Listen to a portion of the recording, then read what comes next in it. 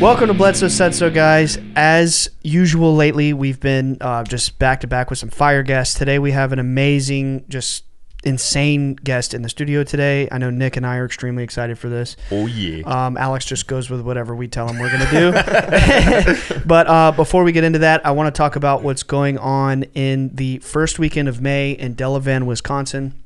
I'm going to be at the Contact Modalities Expo. My dad's going to be there. My wife's going to be there. My sister, I think Jack might be there. I'm not 100% on that, but I feel like he's going to be there. He's going to be the keynote speaker, speaking of my dad, and it's going to be awesome. It's going to be a 3-day event. On Friday night, we're going to have a Skywatch. Saturday and Sunday, there's going to be 3 conference rooms running simultaneously. There's going to be like 30 to 40 different amazing guests with all kinds of backgrounds and specialties in different areas of contact modalities like breath work, channeling, crystal bowl, meditation, Reiki. I mean, if you can think about it in this space, it's probably going to be there.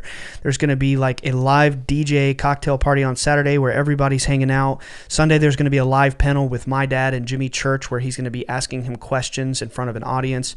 It's going to be sick. And just go to contactmodalitiesxpo.com to get your tickets. You don't want to miss this. It's only in a few weeks. I hope to see you guys there. So today we have a very, very cool guest. Before we get into what we're going to talk about, though, I actually did bring you a little something. Oh, shit. A little. It's not much, oh, my goodness. but, you know. Ooh, baby. I wanted to give you a little bit of our swag. So this is my friend Cameron Mizell in the studio with us today. Cameron Mizell, ladies and gentlemen. I like the gifts, man. It's a nice vibe. Yeah. You know? And he brought us gifts. Yes, he did. We're going to get into that. Hell yeah. Let's go. There's a few more things in there just so they don't get lost. Yeah, swag you up a little bit. Yeah. You know, we had to swag you up a little bit. I'm so about it. Oh, hell yeah. I'm going to put on a pin right now. Oh, sweet. Hell yeah. We got another pin, too, coming soon. Coming soon. Coming soon. More details on that one later. TBD. So sick. Omi Society is bonkers. I'm gonna send you some other stuff, too. I don't have them in person, but... That's very sick, too. Yeah. Oh, my wife designed all that stuff. Yeah. All of it. Yeah. Yeah, you guys are the Avengers. He keeps saying that. He said that last night. The teamwork is phenomenal. This morning he was telling me, he's like, no, for real, you guys are like the Avengers. No. You said you guys are like the Avengers, but mixed with like, what's it called? The mystery. I was like, the Scooby-Doo? Mystery gang? Scooby-Doo meets Avengers? Yeah. I'll take it. Absolutely. Yeah, dude, for real. But we're happy to have you, Cameron. You are so cool. Nick and I have been fans of yours for a very long time. I know you could probably fill in the listener like how deep it goes with. Absolutely. We've been following his work for a long time. Yeah, I mean, y'all know that like Ryan and I are super into metal music and like we make metal music, whatever. But when we were in high school, I mean, probably 2010 or something. We found this band called Woe Is Me. Oh, yeah. Among others. I think that was 2010. Yes. Right? Numbers? Sounds about right. It was. Numbers album. We found them, and they had this sound that was like nothing that I had ever heard before. Yeah. Nothing. It was like completely unique. And to me, it was like this mile marker in metal music that was like, it was an evolution. Yes. Yeah. Things are shifting. We're in a new phase. Yeah. Yes, exactly. A new phase. And then came... why does it sound so different? Why does it sound so new? And then that sent me down the rabbit hole of metal production. I found your name and I'm like, oh, okay. That's why it sounds so sick. Started listening to some of the other stuff that you've produced and I'm like, oh, it's him. It's him. He's why it all sounds so sick and so crazy. And to be honest, I told you this last night, but yeah, I think that you're kind of responsible for me getting into metal production. That's so special. Or just production in general. I love that. Yeah. Music production in general. I really hadn't done much of it. I've been playing music since I was a little kid. It just kind of like came naturally to me. But that was the moment where I was like, oh, I can record it and compose it and make it sound cool and and let other people hear it and learn all these little techniques. And I would just like, I'd listen to shit over and over and over and be like, how the fuck did he do that? Yeah. Or like you did this thing, like there's this thing that is like kind of a calling card, this little It's like a bell hit or something. What? Whooping. Yes. What the fuck is that? It's a aluminum baseball bat and probably like a wood clack mixed in, or You're shitting me. a bunch of it, verb it the fuck out. You're shitting me. Yeah, it's literally an aluminum bat sample, maybe pitched down a little bit. Wow. I know what you're talking about. You know what I'm talking about? Yeah. I started to pick it up. It's in like every Woe Is Me song on that album. Well, for sure. yes, and it was always like a couple measures right after a breakdown starts. It was like this cool like accent piece. Yeah, it felt like fight music. Like you get the bass drop, the impact, followed by the reverse snare with the whooping. Yes, dude. Yes. And then a glitch. Yeah. Yes. I started. That was the other thing. That was the first time I had heard like the glitchy stuff. Yeah, it was an accidental thing that spread like wildfire through the entire. Accidental? Yeah, it was actually a lot of accidental things happened doing these Woe Is Me projects, because we had 5 to 7, 8 people. There's a lot, depending yeah. on the project. Everybody trying to put their 2 cents in, and me trying to hear everybody and make everybody feel good. And and it's like, okay, well, how do we put 15 breakdowns together and then transition into a single chorus that happens once somehow. So I just started like, maybe I'll just paste this over and over until the next part. I'm like, oh fuck, that sounded cool. It's true. So then you get and zzz. yeah. I love it, and it's so true, man. Like that's like what we find ourselves doing sometimes too. Like yo, this would sound cool. Bump bump bump bump bump bump bump bump, and then so I put a melody behind it. Yeah. Control D, duplicate. Literally. Yeah, And then you just pick what kind of grid, and that changes the sound of the zzz. Yeah. I love it, dude. I promise we won't get too into the weeds. But, for sure. But We can talk about whatever you want. okay, dude, I mean. you can't imagine how many nights like I'd be at his house and you had that like ray tube cathode monitor computer, remember? And you like had Audacity, the free version. Damn. And he's like trying to like dude, and he's like, listen to this song, Salt and Vinegar. Bro. We were like deep. Jeremy used to call it Salt and Vinny's. Yeah. That was his favorite My brother. song. That was his favorite song of yours. Oh, that's Yeah, so Salt and Vinny. special. He called it Salt and Vinny's. I named it that because I named all of my solo stuff based on what was sitting in front of me. No way. 500 milliliters is just a bottle of water. You're shitting It me. was a very, I mean, I'm having to fucking think so much all the time, and decision fatigue, constantly working, with artists and under deadlines. And so anytime I do, solo stuff, it's pretty wacky. I try to stray from any of the things that I've been, I won't say forced to do, but forced to do. Yeah. Or rules to follow, and other people's ideas to make sure I am open to. And when I work on my own stuff, I just want to do something weird.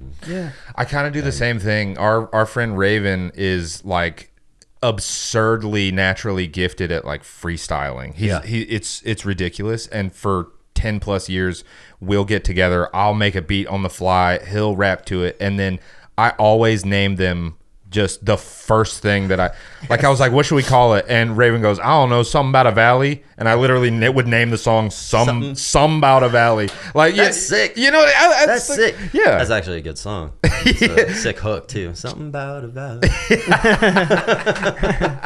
But yeah, it was this pivotal moment with metal music where we were like, oh shit, we're entering a new era. And I think you're largely responsible for a lot of, you see those trends still.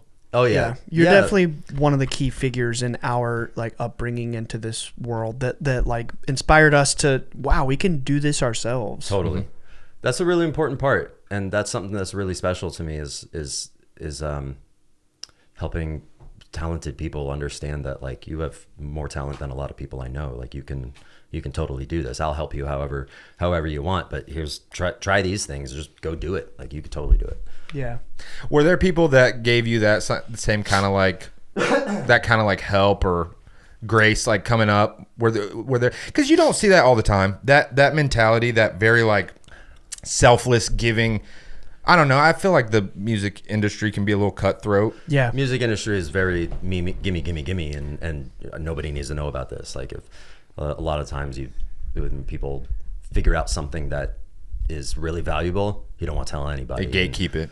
And that, while that makes sense in a business sense, it's just not the good thing to do, and it doesn't help progress anything.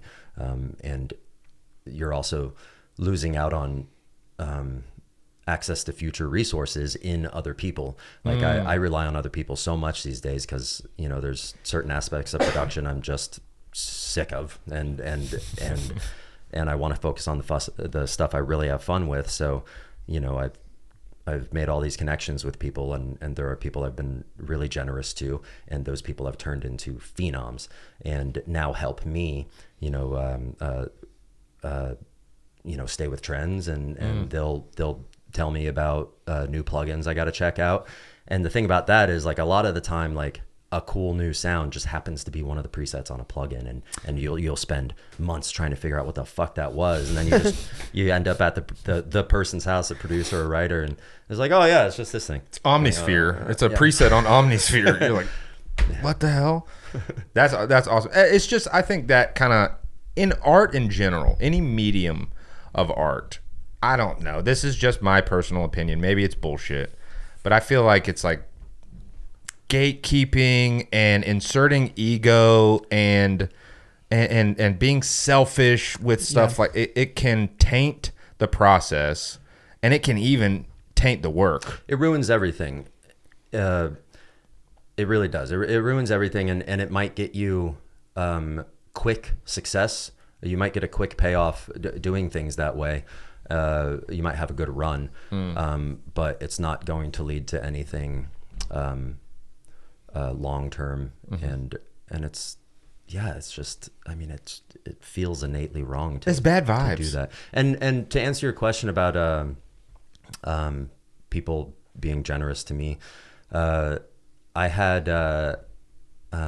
was assistant engineer for James Wisner for a moment, for a year or two, and that was my only learning through another producer or schooling outside of me just like dicking around and ruining a bunch of shit and trying to put it back together. That's so accurate. Yeah, it's so accurate. Like just tweaking with stuff. And then in later years, Feldman has been was very good to me. James Wisner and Feldman have been phenomenal to me and really taught me some valuable stuff. Hell yeah, dude.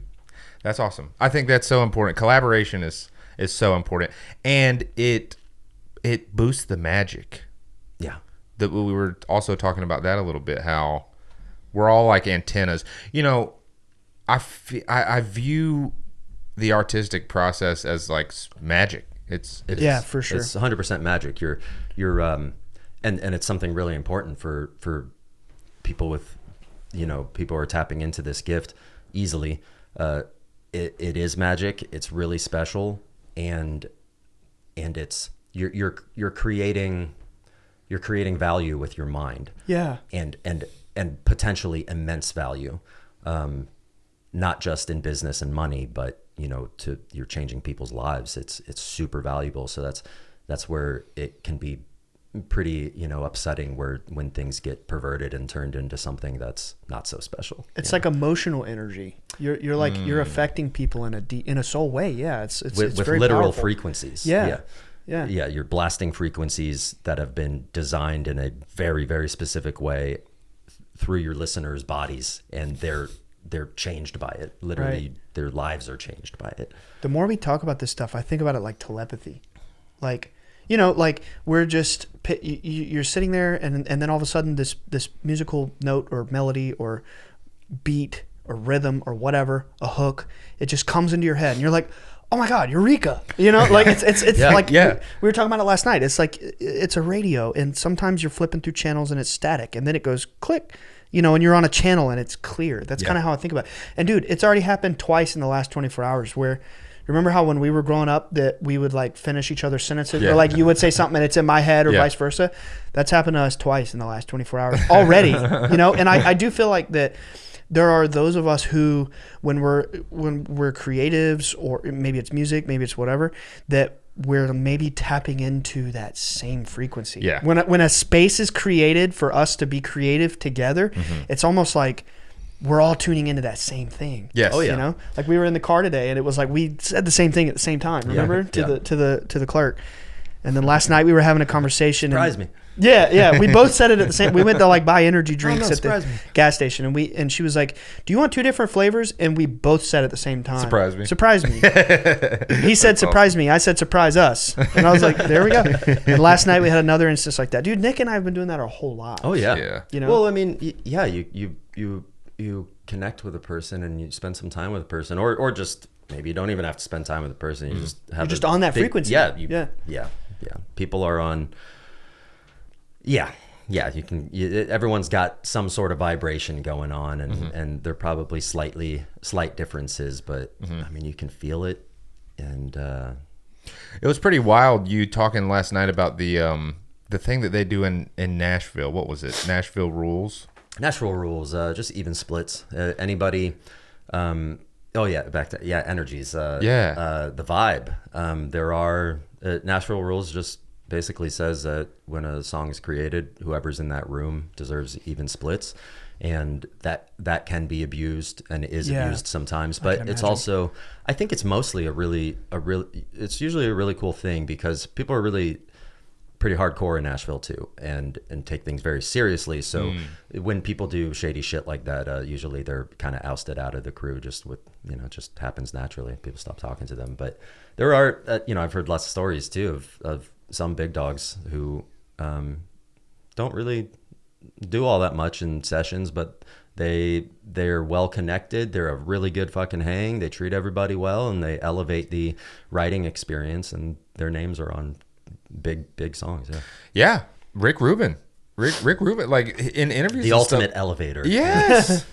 In like interviews and stuff, people are like, do you know how to use like a switchboard? No. Yeah. Do you know how to play any instruments? Nah, this guy does. No. Yeah. Do you know anything about music production? And he's like, no, not really. No.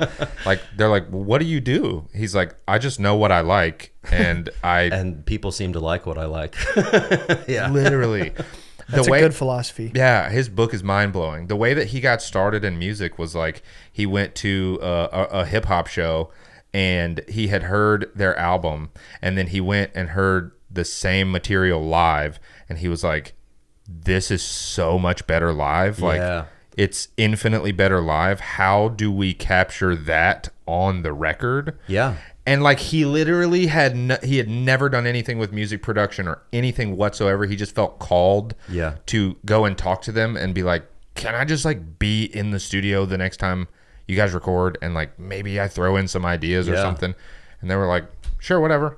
And like he did it. He's been doing that for decades now. System of a Down, he's done that with, I mean, you name it. He's worked with some of the biggest names in music, and he doesn't like technically know. Yeah. Well, right. And he's taking the time to craft that, craft that experience or make it possible for that to happen. Because it is a lot of time where you see a talented band perform a song off their album, and you're like, this, whatever is happening here is such a better version. It's because they've just played the song, 400 times in the last 6 months, and they've all gotten so comfortable. It's just there's no more thinking about it, and then new things start happening, just a couple little bits of flavor. And it's definitely this cooler experience. Sometimes also sometimes you get the very first take from a vocalist before they've even really practiced the song. Sometimes that's the one. And I don't know why that happens, but a good example of that why did this live version sound so much better? Maddie and me and Kellen, we just finished some new Amberlin stuff. Whoa. And it was the same thing. Like when I heard the new instrumentals that Kellen had produced with the band, you can just tell that they've been playing these songs over and over for so many years and have added in all this new flavor. So you have this really cool, fresh take on these classic songs. Yeah. Matty Mullins is now the vocalist in Amberlin, so he's been working with them to like record. It's like they're classics, but they're re-recording with Matty. Completely re-recorded. Yeah. No. They just I think they just teased one or just dropped one. Yeah, it's the whole. Very cool. Wait, I don't know if I should say. Yeah, well, think about it. Dude, that is wild. It's very sick. Yeah. Shout out Matty Mullins. Nick and I, Big that shout was out. some more of your work that we were always into. We loved Memphis Mayfire. And Sleeping with Sirens. Yeah, but you're not talking about Kellen Quinn, right? Kellen McGregor is the guitar player of Memphis Mayfire. Is a phenomenal producer. Right. Did you produce Sleeping with Sirens? Yes. Yeah. Yes. I didn't realize that. With with ears they're to see still and eyes hot, to hear, dude. right? Feel. Yes. Yeah. Like, oh my God. Every now and then, my wife and I'll be riding in the car, cooking dinner or whatever, and we'll just throw on that emo playlist. And, like, obviously, Sleeping with Sirens is, like, you know, maybe it's not emo music, but it definitely fits the vibe. And, like, it still hits. Oh, it's everything you made then, it still hits. Yeah. It's true. I appreciate that. It stands the test of time. Yeah, it really does. It does. You captured something, you know. Did you Totally. work with Hands Like Houses? I did. Still hits. Still hits. I mean, everything, dude. Everything. Ooh. There was very that cool. era, and you know, it's a pivotal era for us because we were like teenagers. Yeah. You know, like senior. I was a senior, you were a junior, and all this stuff was coming out, and that's why we started following your work, because we started liking all of these similar bands with this kind of like similar vibe. Yeah. And what is this? What the fuck? what is this? Yeah. And then we found out, about you, and it just was so crazy that like when you reached out to me a few months ago, you just like left a comment on Instagram. I was like, Nick, I was like, no. look who it is. No way. I'm telling you. Meanwhile, I'm fanboying. I'm a literal fanboy for everything mutual. that you guys do, and I'm commenting just like, I love being a part of this. This is so cool. I never expected. How did you end up coming across was it just Instagram? Was it like the reels and stuff? It was Instagram as far as the podcast goes, and all the content you guys are putting out now. It was Instagram. It just started popping up. I mean, you know how that works. But I have. I'm certain my dad and I, like, we have always watched UFO things Nice. everywhere. That like hotel TV. Yeah. And I remember the Bledsoe name from some sort of documentary or some sort of From years back. Yeah. Years and years back. And then I saw your pops on Skinwalker. Oh yeah, the History Channel show. And then I started digging in more, and I heard of some other places too. But then all of a sudden, the Bledsoe Said So started popping up in my feed, and just everything I'm seeing, I'm like, yes. So yeah, I just started following, commenting, and That's awesome. Hey-o. That's awesome. We've had this booked for a while now. Obviously, like a few months ago, we had been hopping on the phone and like introducing ourselves and like having some chats, and we got this on the calendar. So like a little funny thing that's been going on is like a lot of times when I'm posting guests lately, he'll comment and he'll be like, "Oh, this is so sick," and then I'll comment, I'll be like, "Come on the show, make it sicker." But there's been like multiple, but there's like multiple iterations of that, like where we've known that it's been booked. Right. But like I just imagine what other people in the comments are seeing. Yeah, dude. be there in a minute, literally. Yeah, I think that was like 2 days ago. We did that again. But anyway, yeah, dude, we're so excited you came, and I think there's like I'm so excited I came. There's I an really can't amazing stress that synergy. enough. Yeah. And Yeah. like, it's so cool. We've been aware of you. You've been aware of us. And it's like, the Avengers are just growing. Yeah. It's growing. It's like when Deadpool was trying to join the Avengers. or maybe like Spider-Man. Is he the Deadpool? Or Spider-Man or something like, becomes an Avenger. Yeah. But yeah, dude. And I just like, I'm so amazed by your background with this stuff. I mean, this stuff isn't new to you. No, not at all. Yeah, kind of throughout my life, I've had a couple experiences, and then more recently in Arizona, after very much so influenced by y'all's content. Recently was the first time that I set out with a plan. Like I wanted to see if I could connect and see something, versus, some experiences I had when I was really young and are still so, like, it's, first off, it's my young brain. Second off, it's so many years ago, and just how do you, like, it's hard to process what I saw when I was a kid, this giant orb and then two small orbs in a field. I'm jumping all over the place. No, it's great. The show. That's the vibe. But like, so more recently, I went out to see my mom in Sedona, and I woke up for 3 days in a row at 4 a.m. and went outside by myself in the dark. And it was the first time that I set out intentions and audibly said, and both, said in my head internally, and also spoke out loud. And I kind of adopted, I reject all evil, and I'd love to connect. I'd love to see you. And I mean, boom, just three nights in a row, I saw multiple orbs, really far distance, look like satellites, don't move like satellites. Right. Unless satellites move like animals and flies or bumblebees. Yeah, buzzing around. Which, who knows. But yeah, 3 nights in a row, had really cool experiences, and or mornings, night.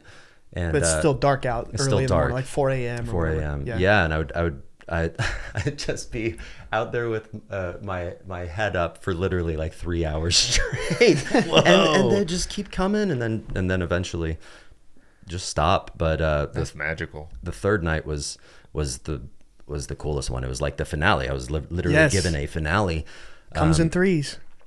Yeah, I mean, when I was 8, 10 or whatever, the 3 orbs, and then this, the finale was, you're looking up, so it's as if these 3 orbs in a triangle are going away from me while spinning.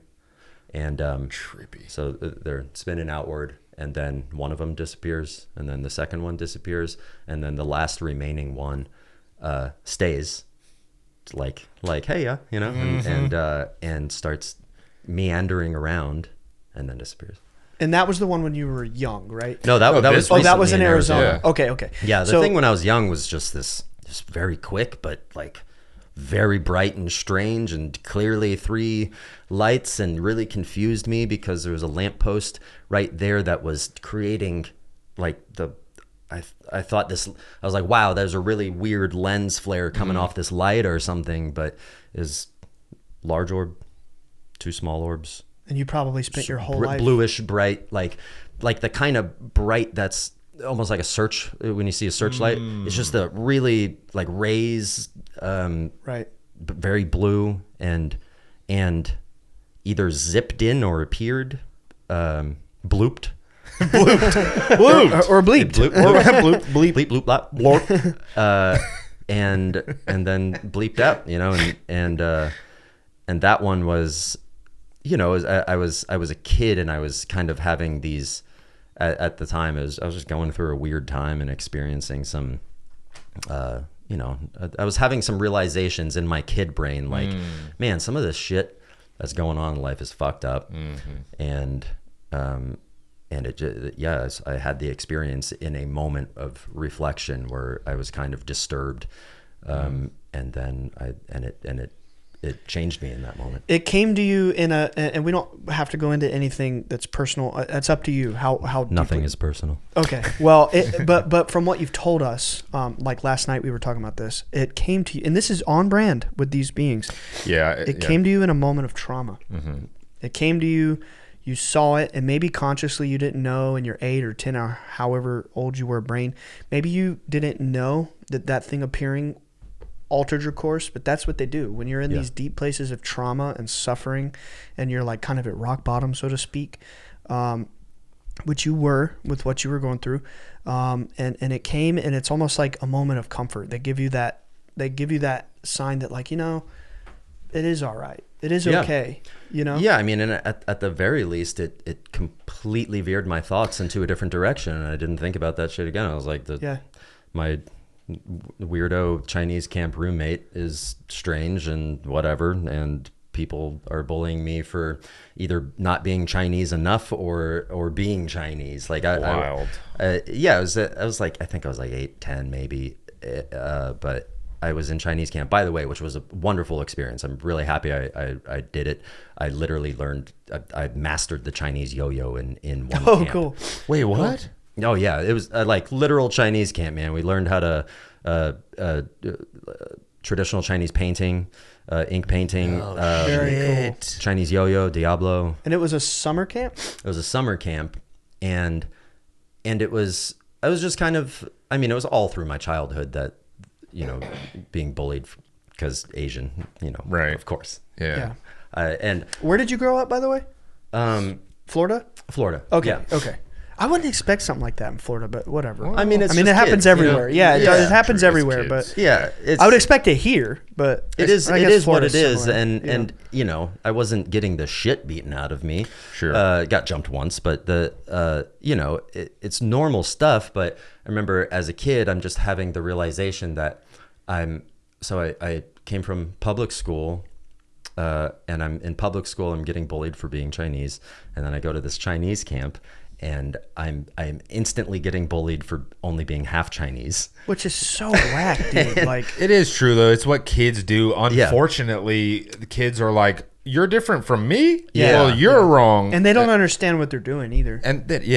it haunts And them. it's also natural for that to really, really fucking hurt. It to the hurts core. everybody. Totally, and we sucks. all know that, you know, this hurt people. So Yes. in Yes. actuality, it's like you know, you got to feel bad for anybody acting out because you know they're experiencing something very painful and they're getting it out of their body in all the wrong ways. But And you're the target of an unfortunate circumstance. Yeah, and that's what I mean. It just haunts sucks them all Yeah. around. It sucks. And so we got paired up with roommates in the dorm, and my roommate was just a total weirdo, and it just creeped me out, and he was asleep, and it was like 2 a.m. and I'm looking out the window. I'm like, so I'm fucked at school, I'm fucked at camp. And this kid's a weirdo, and I can't sleep. And then bloop, Orbs. Yeah. Dude. And then just the very next day too. Within 2 days being there, I had collected 2 bullies who were bullying me for not being Chinese enough and having a name given by my grandma, a Chinese name, Kong, which they thought was hilarious. I don't know why. Cool fucking name, by the way. Cool as shit. Yeah, I mean, it's strong. Come on. That's cool as fuck. Like, Yeah, it's very strong. But they would just wait for me outside my door, wait for me to come out, so they just start pushing me. And the very next day, I just stood up for myself and ended up. Not that this is positive at all, but I continued to stand my ground and stand up for myself. And on picture day, I pushed one of them down the stairs. Oh God! Hey, I mean, Kong strikes back, bitch. Yeah. So terrible. That not a good thing, but like it gave. Yeah, it totally changed my course of thought. Wow. I gained some courage. I'm like, I don't know what the fuck that was, and I didn't really think about it ever again, or for a while, but it was just a thing that happened, and I had some newfound confidence, and it was more enjoyable experience, and all throughout life, I've when I'm in spots with low light pollution, I've always seen stuff. yeah. Frequently, and with family and friends, but we always do that thing where it's like, oh, look at that satellite, Right. Oh, another satellite. I'm willing to bet a lot of that was not satellites. Totally. And you just didn't know. 100%. Yeah. And I know this now, it's very obvious. And so all of this is so obvious and so clear cut and dry. It makes If you sense just now, dig doesn't it? this much. Yeah. And it makes it's what a funny situation to have these such obvious things happening and things that make all of our existence make more sense. And with a large portion of the population, you can't even talk about it. It's true, dude. That's true. And that's because of attachment. I think that's because people are just so hyper attached to their beliefs and they cling on to them for dear life. Also propaganda. Yeah. For sure. Oh, totally. Yeah. There's, very, very dark reasons for a lot of things, and usually money, power driven things. And also, people, something I've learned in the music industry, very hard lessons is, people are usually very dangerous when they've been caught doing something wrong.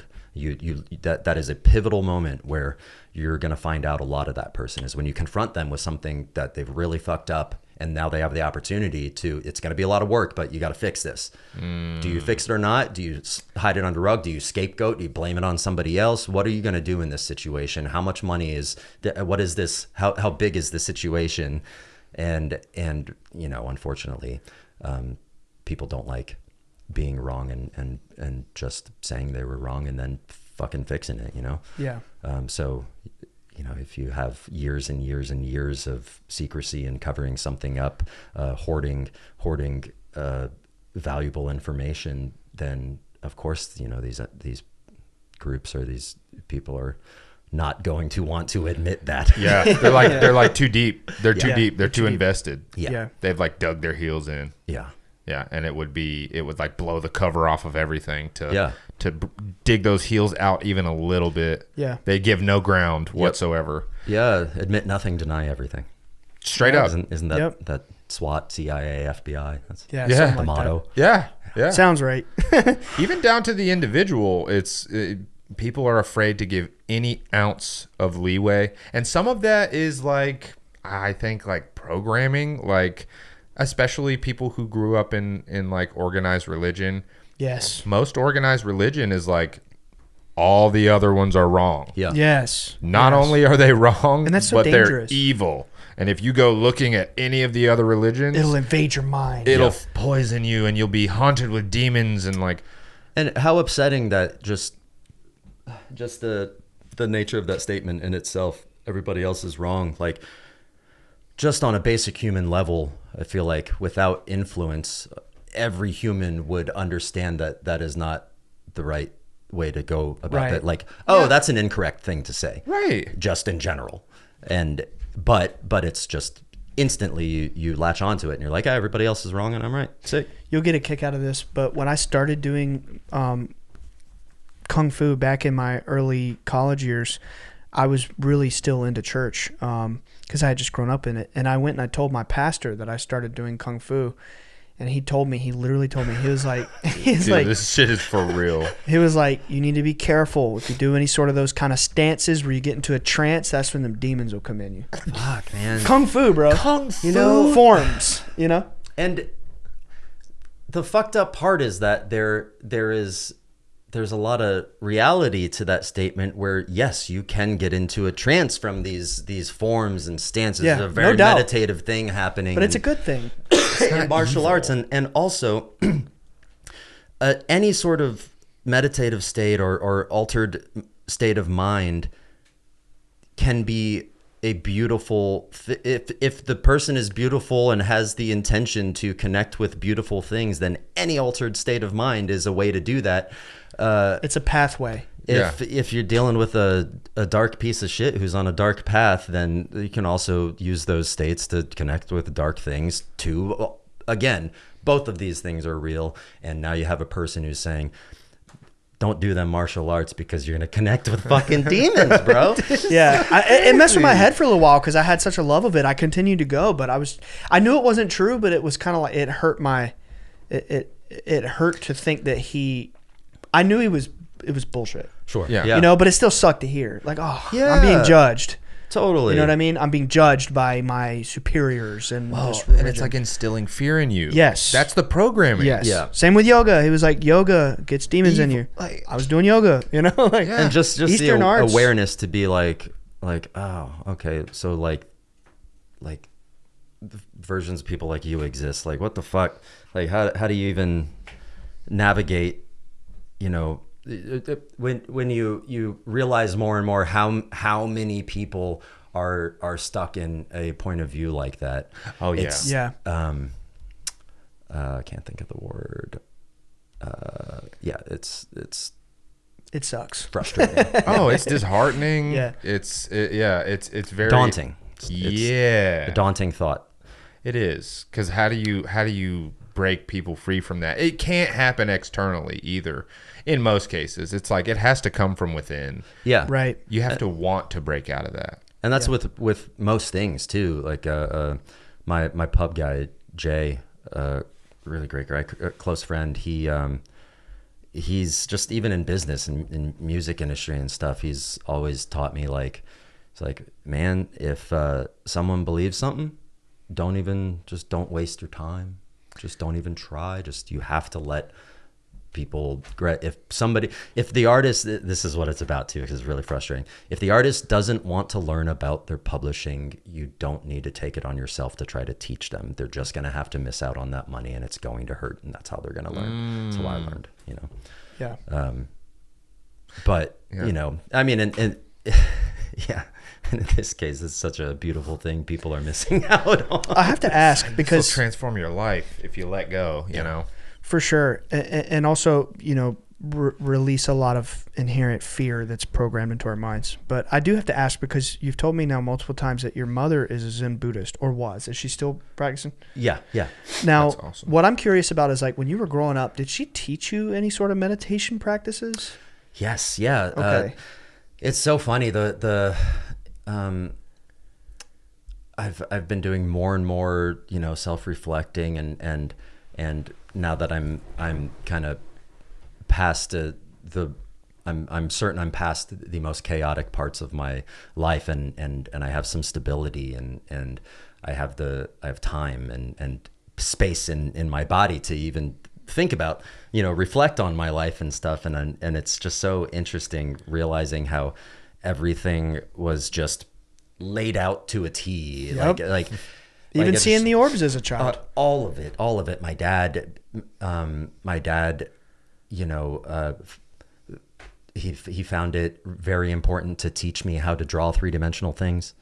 He's a crystal grower. He's a physicist, essentially a rocket scientist. He grows man-made crystals for laser devices for the military, and Whoa. so he always, he's always bringing crystals home and laser devices, his unreleased military shit, and teaching me how to draw three-dimensional things, starting with a box, and how to make that three-dimensional, and I'll try a triangle, how to make, give that more sides, and then my mom instilling very spiritual practices. And something special that my mom did was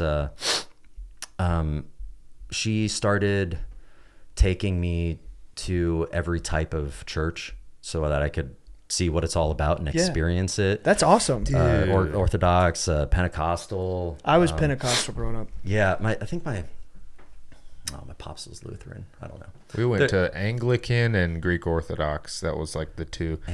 Anglican is like Catholicism. It's like diet Catholicism, kind of. I say Catholicism light. Yeah, it's like you say you do the creed, and you say all the, like, there's the hymns, and you do like the traditional communion where you have to go and kneel in front of the thing, and the deacons are wearing like the robes and stuff. But it's hilarious because it's like in Grays Creek, North Carolina, so it's like, Our Father who art in heaven, hallowed be thy name. It's like, it's pretty wild. I can't stop thinking about Scott Stapp ever since you said Creed. Oh.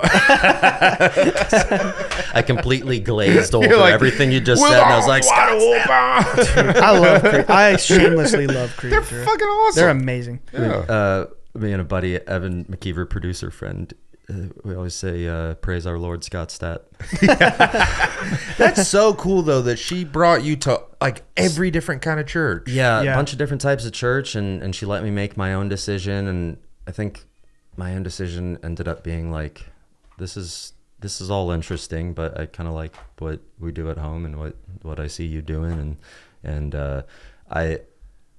I always felt like it made more sense to look inside, not worshiping yourself, but you can look inside for spiritual connection, and you don't necessarily have to be doing these things that somebody told you to do to connect. And I think that's a lot of what I learned from my mom, and she did teach me at a very young age. I'm asthma boy.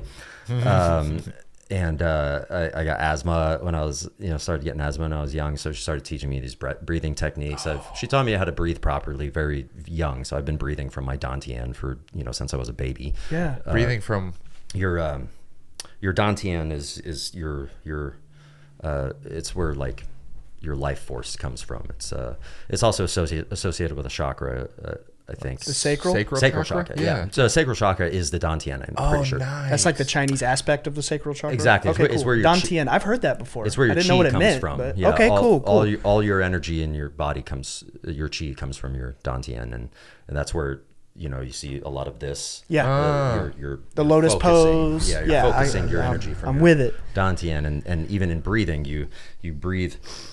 into your dantian and then let it up into the top of your lungs. So you breathe it in here and then push it up to your lungs. So you learned from a young age. Yeah, totally. Because she was just trying to get me to breathe through asthma attacks and also when I was fucking I'm ADHD as fuck and you're in good company. Wild, can't stop moving. So she would try to get me to calm down with breathing techniques, and also I was her guinea pig through acupuncture school and. Sounds like an amazing upbringing. It was an amazing upbringing. She had Om Mani Padme Om all throughout the house a lot.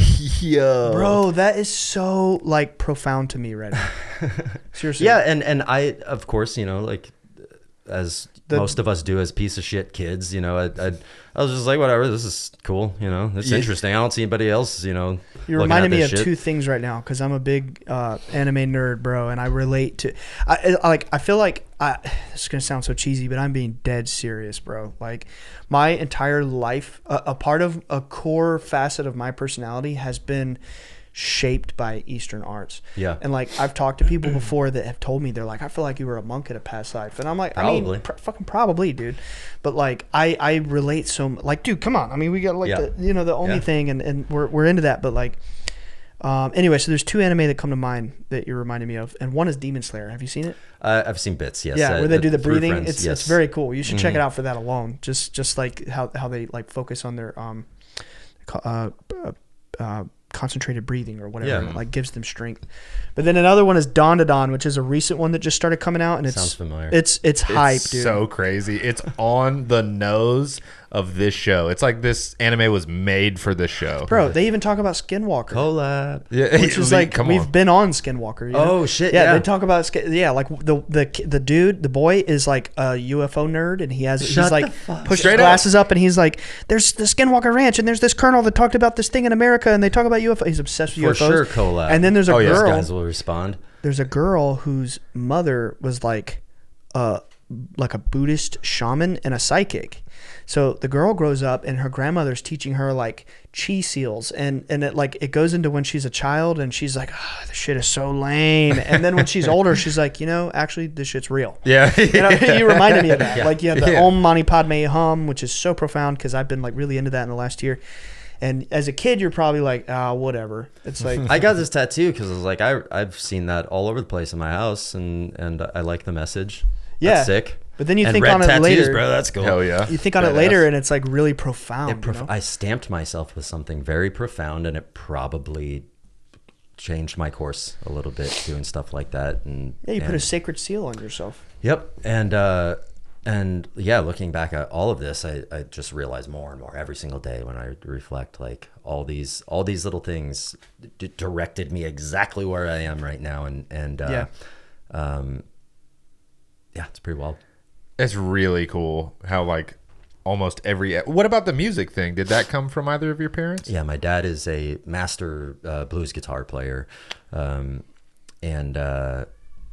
he basically like he forced me to start playing bass to ensure that he had a jam buddy. No way. That's amazing. That's goals. My mom put me in piano, and then my dad was like, learn some bass lines so we can jam. That's what's up. And yeah, he would make me jam at least a few times a week, and that's awesome. Blues too, of all things. Mm-hmm. Yeah. How'd you end up in metal? So, because it's sick. Yeah, it's fucking short sick. answer. Short answer. Straight up, it's we talked about this. It like a sick like breakdown, a sick heavy riff. There's nothing like it. Makes people react to it the same way like a hard ass trap beat does. That's it, dude. Yeah, and it's the same feeling. It's the same vibe. Oh, yes, fuck. and the stank face. Yeah. Yes. Yeah, but the same with funk too. For me, for sure. the same with Totally. funk. Oh, stank face funk for sure. Yeah, there's lots of So there's these styles of music that make you feel that way. It's just rhythm, bro. So I was super band geek through high school. I was in jazz band. I was in Nice. I was too in college. show choir, symphonic orchestra, marching band, the whole 9 yards, chamber choir, and where the fuck am I going with that? Metal. Spaced out. It's my stoner brain. Metal. good company. Your progression to metal. Yeah. So I went through these weird phases. Like I was my first obsession was this band called Space Hog. Space Hog. I haven't cranked that one. You haven't cranked your Space Hog? No, I haven't. Are you serious? Can't remember the name of the song, but from there I got into ska. Like I had a really interesting. That was big. At a certain time, it was just blowing up. Yeah, it's cool. And Op Ivy and then that kind of morphed more into like the heavier versions, a little bit of punk and some raunchy stuff and like Op Ivy. So like you listen back to those albums, you're like, these guys are recording badly in a garage. This is so bad. I love it. Like how is this working? That gritty stuff. That was the vibe back then. It's for sure. sick sometimes though. And then I think in sophomore year, sometime in high school, I think it was right around when I got my license, just a buddy showed me RJ Palumbo. He was in the show choir band with me, and he's like, "Hey, check out Seven Dust." Oh, yeah. Nice. And they showed me Stained and stuff. Legend. And I love Stained. And I just there was that like like Seven Dust. It's the closest thing to a breakdown I can think of before breakdowns were a thing, and they do the. I did an iteration of what they do with the whooping. Really? They do that in one of their songs. So you heard that and subconsciously you were like, oh. Let's make it crazier. Yeah. Sounds metal. There's probably a bat. Let me find a bat noise. That's awesome. So that kind of I did get into rock stuff in high school, the hard rock stuff, and then I ended up in college. I was in a pop rock band or like alt band called Last Winter, and we had a lot of success, and we were on MTV and Laguna Beach. And nice. I didn't know about that. Yeah, we did like they made like virtual versions of ourselves for virtual Laguna Beach. We played virtual shows, and That's a little on the nose. yeah, we were on my Super Sweet 16 with Tayana Taylor. No shit, nice. dude. What did you play? I sang. Oh, Hell yeah. A lot of interesting. pressure. You played yourself. Yes. And we started doing some tours, and I quickly realized like this sucks. Like this, the pressure. I just bow down to when I meet those like born frontmen or front people. Yeah. I'm so impressed when people just have that thing where they can command a crowd. Where they literally come to life on stage, like the pressure and all of that energy. That's when they feel most at peace. Yeah. And I, on the other hand, am like, this is terror. This is pure fucking terror. I black out the entire time on stage. Can't even remember what happened. You sounded great. I'm like, I don't fucking, where am I? Cool. You know? I'm like that too, man. Yeah. I just officiated his wedding back in September, and I swear I blacked out the moment it started. And at the end, I was like, "Oh, I officiated God. his wedding, and it's same thing. You blacked out? Yeah. It's Yeah. like, let me get through this shit. Yeah, Let's go. I hope I did okay. Yeah. So like, so yeah, I did that, and then the production thing started getting more and more attractive because I was producing my own band stuff and kind of learning that way, because we're like, one person was like, well, I guess we should, record some of this music. It's pretty sick. And before we had some success, and we contacted like one producer, and we're like, oh man, that costs a lot of money, not doing that. So I was like, fuck, I think I can learn. We all pitched in for a Digi 01. Let's go. Nice. It was like $700, and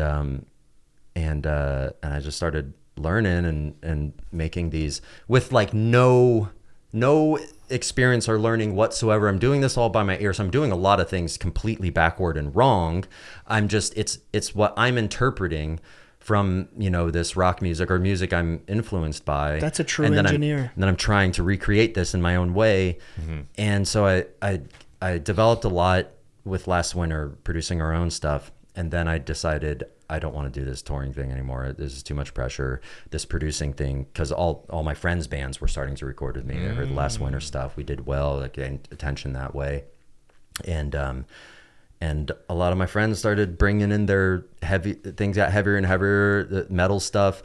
And I just started thinking I realize now I was just, with no prior learning or knowledge, trying to emulate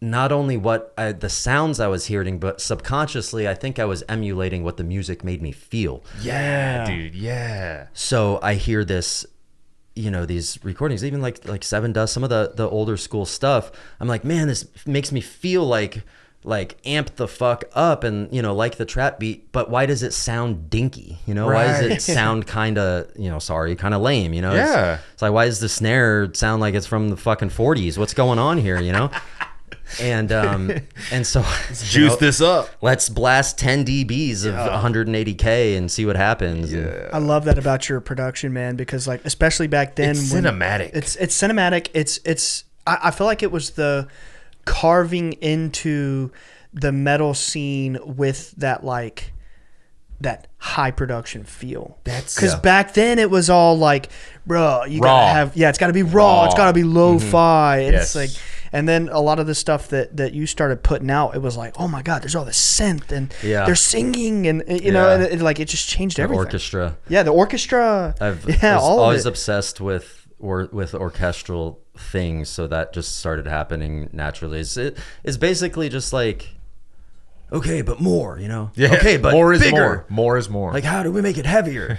I guess more of that thing, Yeah, for sure. Yeah, it's true. It was just like its own thing. You're like a pioneer in that regard. For sure. You are a pioneer in that regard. Yeah. I appreciate that.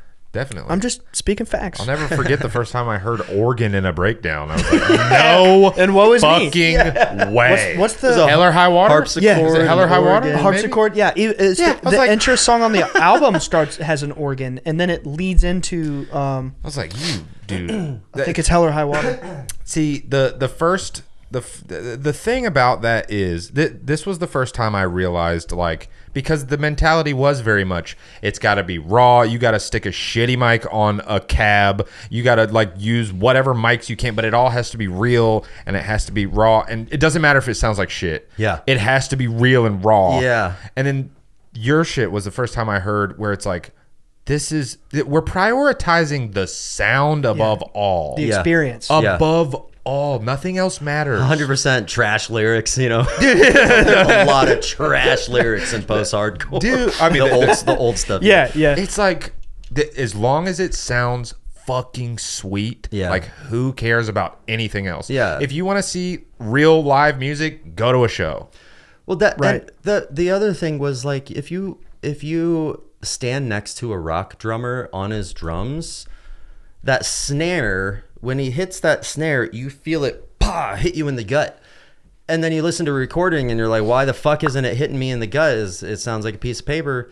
So, you look at the waveform, you look at what's happening in a spectral analyzer, and you can see that every instrument or every snare, there's a resonant frequency. You see a spike, that's the resonant frequency of the snare. So why not just boost that resonant frequency? But people will kill that. It's weird. It's weird. And the snare is the most important part of the kit. It's because of this obsession with making things transparent. Like a pro sound is to make your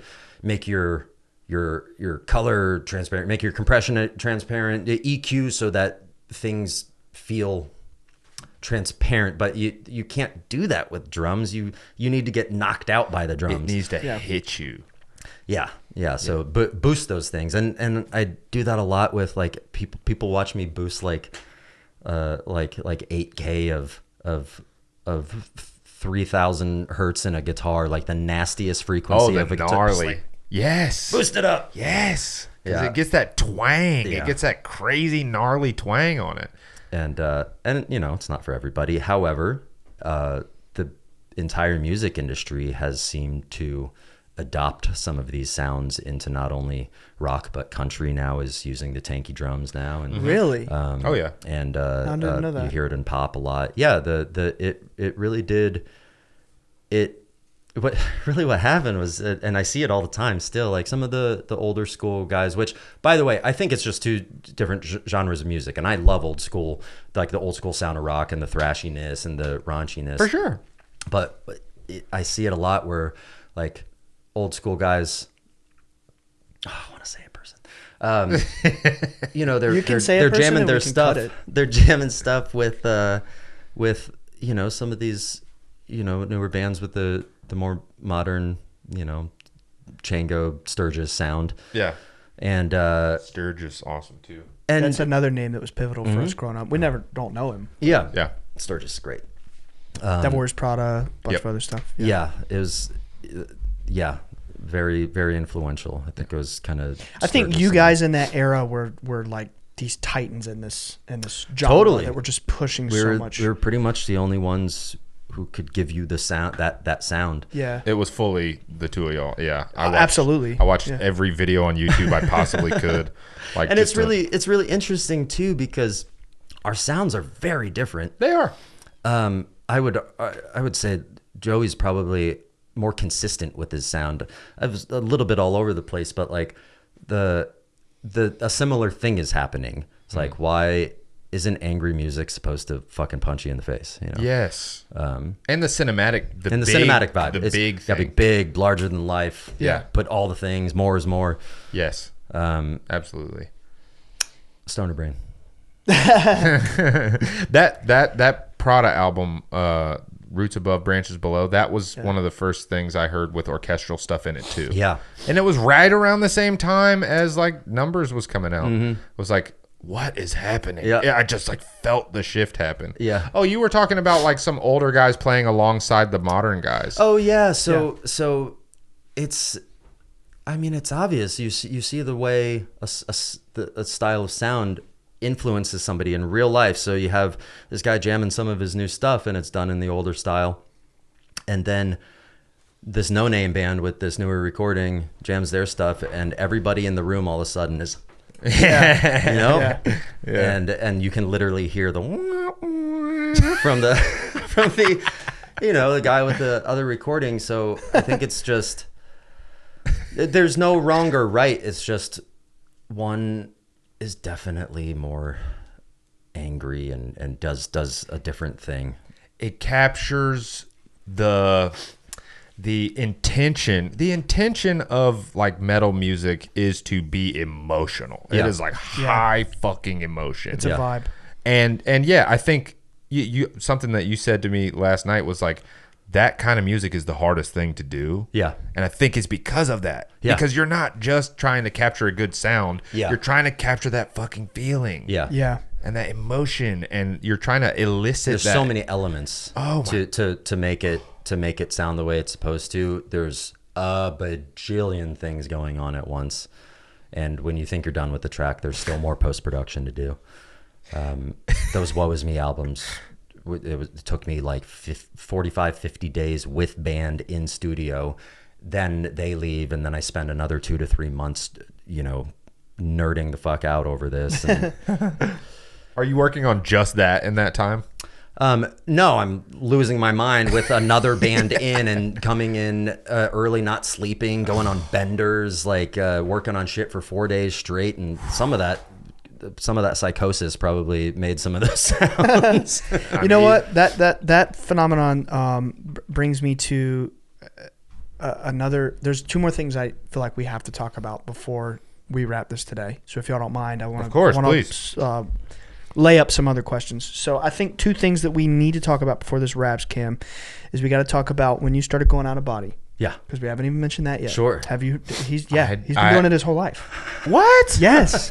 That's why I softballed the question earlier about like, did your mom teach you meditation when you were younger? Because I wanted to get to this subject. And then the other thing is we have to talk Soapbox. Yes. Oh, 1,000%. Oh my gosh. Yes. There's a lot. So let's go into the out of body thing. So how old were you when you started spontaneously going out of body? I wouldn't call it spontaneous, and it was, even though it's a similar place, if not the same place you're going to. It was a dream thing. It was okay. It was very much so a lucid dreaming thing. And so I grew up without the internet. My parents are fucking amazing people, and they're genius. Unfortunately life is very difficult, and my mom's severely traumatized from her childhood, growing up in coastal Taiwan village just after the Japanese invasion. Her parents, in World War II. My grandparents fought in the Japanese invasion. That was horrific, obviously. Yeah, horrific stories. They really decimated villages in China. Had the country like completely under control during the war. Yeah, like my grandma just like internment without flinching tells these stories. Yeah, I was dragging my friend for what felt like miles, and I looked back and it was just half her body. No, whew, that's horrible. Man. Yeah, so there's that. That's past that. My mom experiences, was in a lot of that or post. And wow. So a lot of my life has been fucking chaos. Lots of violence, extreme violence, and I've just kind of witnessed a lot of things that probably shouldn't have. Some really horrific deaths. I've been in some wild car accidents I should have never walked away from, like Matrix style flipping 6 times, and my whole front side of my car being squished down. I'm like this. There's blood spattered all over the inside of the car. Bro, he drove off a cliff in Boone. No. And fell, what was it, like 600 feet? It was 300. 300, okay. Just 300. A few hundred less. Dude. But and that one was my most impactful out of body. I'll tell that one. But so yeah, as a kid, I have all of this really artistic and spiritual, and also influence from a scientist, and I'm also in a very complicated, rough home life. I am just introduced, I recently introduced in 2nd grade to public school, where I'm immediately like, this is not where I'm supposed to be. I'm trying to take off my shirt and getting kicked out of class. Like, why can't I be naked? And not that Montessori school kids are running around naked, but it was free, Right. And so there's a lot of, and I have my sister. My sister practically raised me through a lot of the rough stuff. And again, my parents are incredible. Wow. But so there's all this time. Like my sister was always like, Cam, let's just go in a room and just chill. Let's just think about stuff. We go out by a tree and just like say nothing for hours and just kind of chill. And it's those kind of experiences where you don't have a phone, you don't have the internet, you don't have anything to distract you. So I would just draw all over my walls. My parents were very, they encouraged us to make art everywhere, and we painted our floors and our walls, our ceilings and stuff. And so we'd just be in our own heads. And at a really young age, I started just kind of passing the time by, like, I'd close my eyes and visualize 3D objects. Like right now I got a hexagon, and you make it 3D, and you have glowing gold points at every intersection. You have this like 3D object, and you start spinning it in one direction, and then try to spin it in the other direction, make it more complicated, zoom in and out, see how much of it you can remember. Like, how can I build a, you know, can I make 3, you know, cubes with different colors on sides and spin them around and keep this in my head. The right orientation and whoa. And still to this day, like for some reason, it's really difficult for me. Once I get the object, and then I start it spinning, it's so hard for me to get it spinning the other direction. It hurts my body. It feels wrong. Yeah. So like I still do that to this day. You know, if I'm waiting for something or at the DMV, I'm just like spinning objects in my head and building these objects. And you know, in hindsight, I'm tapping into, I'm exercising a muscle that is, you're meditating. That is based on the ether, you know, and I'm creating what feel like physical things in my head that I can manipulate and move around, and then I started to also at a young age, maybe around the, you know, Chinese camp, and you know, six through, you know, to up into almost teens maybe. I would start to I started thinking you got to be like, dreams are really sick. You must be able to influence what kind of dreams you have. Like, what if I just think about some shit that I want to dream about? Did you just do that intuitively? Yeah, because I started having flying dreams young, and I think that was a lot to do with swimming. I was a swimmer from age 6 to Olympic trials. You went to Olympic trials? I was training for Olympic trials, and I burnt out. It was very, very serious in my life. And so all this swimming, I think, influenced this. I was always flying in my dreams, and it was a swimming thing, and it was always a danger thing. There would be danger, so I'd be like, fuck, and I'd jump up and I'd start swimming as hard as I can. And then that turned into flying. Yeah. And it was always physically like I would wake up sweating. Like it was actually, I know I wasn't doing this in my sleep, but it was still like, it was tasking. And so I'd start to, I found that very effectively, you can just, and this was also before like iTunes or anything, but it was the same exact thing. I would have like the, you know, where you flip through the different albums you want to hear or whatever, except it would be just images of cool places that I could go to in my dreams. So I'd visualize this, you know, swiping through all these places that I could dream about, and I would dream about them, and and then you know, and then get in, you know, to more of my teens, I get distracted by girls and stuff, and then I go to college and stuff, and but basically, like I can't remember. I think I just grew out of thinking about that probably around 10 or something. Like it wasn't, you know, I was more interested in Ninja Turtles and then boobs and then, you know, whatever. It just happened. Yeah. Yeah. And then in college, so basically I'm lucid dreaming. Like I know I'm dreaming. Yeah. I'm able to fly, and I can, as a kid, you know, I can choose the things I want to dream about. That's wild. Like roughly, you know, I would go to that place, you know, and then in college, it was a really weird time for me. I was super depressed, didn't want to be in school. It was not fun. And I was drinking a lot more too, obviously college.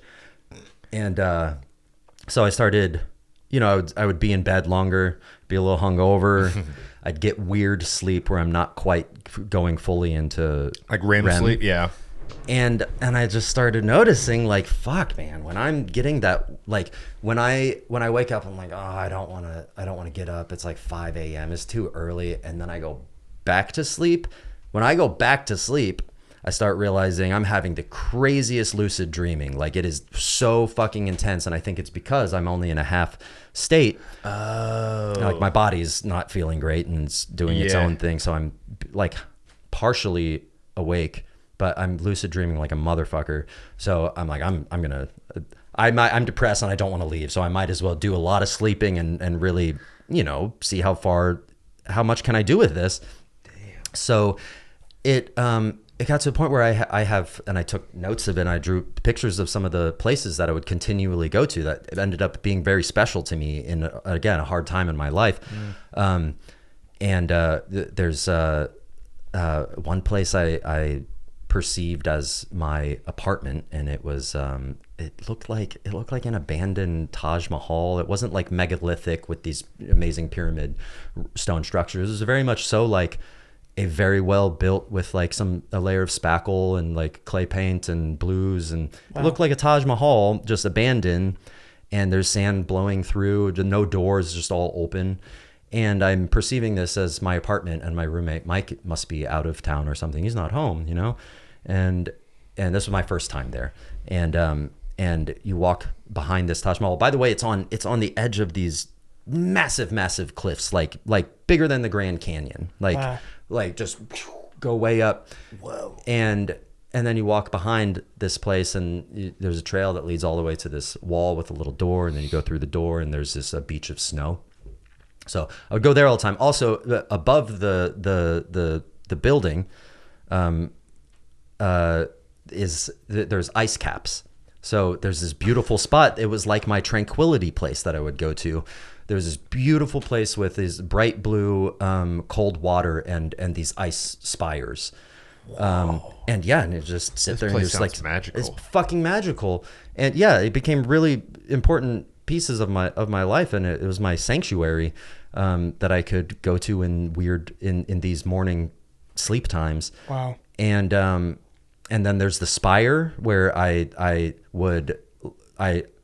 literally developed my flying abilities in my dream, because every time I would start lucid dreaming, of course you want to fly every time, but every single time I'd be like, what if this is the time I'm not dreaming and I jump off this cliff and I splat, what if I can't Superman this time? So I would get really, really scared about it. I'm like, first off, it was so physically tasking to do the swimming thing until you're flying. I'm like, I want to fly like Superman. I want to fucking, like Neo just takes off. Yeah, bro. Exactly. So I would go back to this spire land. It was just a giant stone spire, and then this big body of water down here, and you go all the way up to the spire, and there's like a little village on top of the spire, and then a peak. And I'd go through this little village and then up to the peak, and then I'd practice my flying. So I'd jump off, and then I would when I get down to that water, I would do the Superman. Yeah. And get the rocket boost. And it was literally like you're boosting. Like you could. Whoa. And yeah, there's other places, but those are like the most significant places where I mastered my lucid dreaming flying ability at the spire, and then the place that I'd perceived as my old apartment or something. And and you could like consistently revisit these places in your dreams consistently when you wanted to. Consistently. And there's some other places. There's a waiting room that I went to twice, and this one is bananas. This is not something I did on purpose. It's just I ended up here a couple times, and I'm in a small room, and it's like, it's staged strangely. Like there's a desk here for no reason, and then there's a table and a lamp, and there's other people in the room, and they're all different time periods. Wow. Whoa. Other people in the room, and everybody's confused. We're all just kind of looking at each other, and then things start floating, and then we're all just floating, and everybody's like, I don't know, I don't know what the fuck. And I've gone there twice. And then another really impactful one was I'm just absolutely certain I was in a world very similar to ours, and I just floated down, and I was in a cul-de-sac. I was in a neighborhood at the end of one, and floated down, and I start looking around, and in this particular one, I am an orb. I don't have my body, and I'm just cruising, looking at stuff, and I see like kids' toys, out in the yards, and there's homes. And there's just something weird about always everything. Off, yeah, a little bit little off. Weird, like the door sizes or the size of things was kind of just strange. And I'm looking more at the toys. I'm like, these are toys for not humans. These are the similar things that we have, but like a world like ours, but these are not built for people, and then I saw beings. Beings came out of the door, and they were kind of human, but the like oval eyes, big oval eyes. Wow. Sounds like a cartoon, but you know how like real things, when you see them, it's like, yeah, oh, that's what it is, like real. Yeah. So yeah, just these really amazing lucid dreaming experiences, places I go back to that were so special. I drew some of them, and then later on in my life, at a very pivotal time in my life, after I'd gone some really experienced some very traumatizing stuff in music industry, after already having this very chaotic life. I've been to jail 3 times and some crazy experiences in there, especially the Tent City prison in Arizona before it got shut down for inhumane punishment. Wild experience. Whoa. So I was at this focal point in my life, and Eliza, I had met Eliza 2 years prior to this moment. And she saved my life. I had locked myself in a apartment for nearly a year. I had bed sores on my butt. Oh wow, just depression, just like rock bottom. Yeah, it was super bad. And I went to a dark place. Like I fully dove into this hatred for, just some classic bad things you experience in the music industry, or you spend enough time there, you will. Wow. And so Eliza was the first person that got me out of my apartment. Wow. And I mean, she fucking healed me. She helped me become a human again. Wow. And she introduced me to her family, and they all changed my life as well. And I've learned so much from them. But so like 1 to 2 years into our relationship, we're at Eliza's family's house, and I'm in a transitionary period where I kind of turned into like I've been in a cave for 20 years working with rock people. Yeah. Never seen the light of day. Basically raised by my sister. I'm like I'm an animal. And so I'm learning to like, okay, I'm a human. I'm remembering who I am.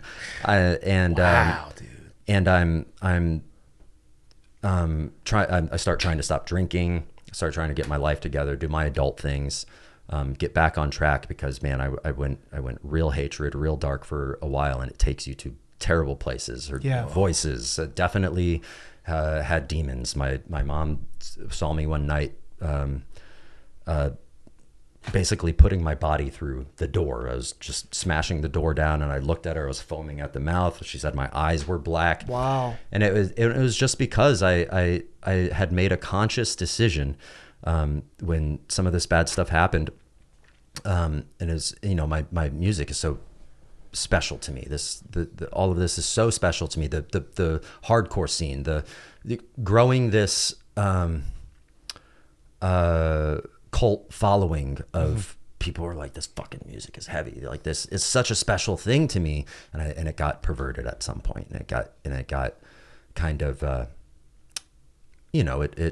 music industry. Of course. Tainted the experience. I'm sure there's probably situations that it's just best if we don't reveal. But I understand where you're going. We'll talk about it all. Sure. But like, so I remember Matty Mullins. He talked me through a lot of it, and he one day he's like, Cam, it's terrible, and everybody feels bad about this, and I know this is terrible, but it's your responsibility to not let it blacken your heart, and to be the light. And I said in that moment, fuck that, I'm going dark. Oh wow. And like I let demons into me. Yeah, you invited it in. I totally invited it in. I had roommates who, like, I was hearing voices in my room all the time. I was hearing music and like radio frequencies. Like it was a crazy time. Lots of voices. And I had a roommate who just out of nowhere said one day, hey Cam, like I don't want to alarm you, but like I was in your room the other day and I'm literally hearing voices in your room. Wow. Oh my gosh, man. So there was this huge transition to letting the light back into my heart and accepting, you know, things from my past and reflecting on the really rough stuff that I've experienced and seeing the beauty that came from it. And so I'm like, you know, I'm stopping drinking, I'm getting my life together, and I'm getting this really good influence from Eliza and her family, and you know, but I'm still being a piece of shit. It takes time, you know. Yeah. So it's like a shedding. It's like a lotus unfolding. It's layers. Totally. You know? Yeah. I'm peeling the layers. Yeah. And so I don't have a license because the last time I got arrested, it was for DUI, and it was so traumatizing going into that desert military prison. I just decided I was never going to drive again. So I didn't have a license. I'm driving around my girlfriend's car that, like, in front of her family. They know I don't have a license. I drank heavily the night before, and then I go early morning. I'm like, I'm going to take a drive, guys. You know, I'm on the right path, but I'm still just in my idiot brain. A little chaotic. You don't even realize, like, you fool. Like, you like these people, right? You're making it like, what are you doing? Right. So I'm driving around, and you know, no license, and this is like third day in a row. It was like holiday, or our Christmas trips or whatever. Sure, yeah. I think that's what it was. And you know, those roads, they're really, really bendy and they're mountainous, and no, I'm not drunk, but you know, You're not alert. I'm not alert. You know, smoking all the time. Was drinking the night before, probably a little hungover. Just being an idiot. And I drive around a bend, and there's a car in my lane. And I've experienced that before, but I didn't drive off the cliff. I corrected around this way. Terrifying. I went around this way, couldn't correct quick enough. I just went right off the edge of the cliff. Oh my god. And there's nothing scarier, bro. Oh. Yeah, I like, and I blacked out from the adrenaline, but I could still hear, and I remember hearing the like off the edge, like a ramp, literally a ramp. And then I was just free floating, and then completely blacked out, and I woke up, and I'm looking out the window, and nothing makes sense because my car is like, I'm looking at the ground. The trees had caught the car. Here's the cliff. The trees are like this, and the car had gotten wedged. Like Jurassic Park. Like exactly like Jurassic Park. I said that last night. My doors are cramped shut from the trees. Like I got wedged. So I'm kicking the door open sideways, you know, and then I get out of the car and I look up and I'm like a ways down boulders. So I have to climb up these boulders back back to the road. And a lady she had been coming around the other side, saw no other car, of course. But she came around the bend just in time to see me come behind the mountain and fly right off the edge. And she sees me climb up and she's like freaks the fuck out. She's like, I thought you were dead. Yeah, could you imagine? I just told the cops you were dead. Fuck. And then the cops came out, and the, you know, well, everybody came out. They had to get a crane to, you know, lift it out. They said if I had hit the tree like a few inches the other way, that I would have had an engine block in my lap. Ugh. And I didn't have a fucking scratch. The paramedics, my blood pressure was a little high. And then the cop was Your breathing was a little fast. Yeah. And the cop was like, listen, man, congrats for you know, being alive. I got to ticket you, bro. You don't have a license, you know? Like, you can't be driving out. You can't be driving without a license, bro. And I'm like, yeah, I'm a piece of shit, you know? And so there's instantly this feeling of like, yes, I got run off the road, but I was just constantly being a piece of shit leading up to that. So this all happens. I'm kind of in shock, and I was right in the middle of doing flooring for Eliza's family. Like I was laying down wood floor on in their downstairs, And so I just hopped right back into that like nothing happened. And Eliza's parents were really wonderful, and we figured out the car thing. Everyone's happy I'm alive, obviously, but I'm kind of over here still like I just feel a ton of guilt. Like this, it was a big eye opener for me. Like, this is what happens when you're an idiot. You attract idiot things.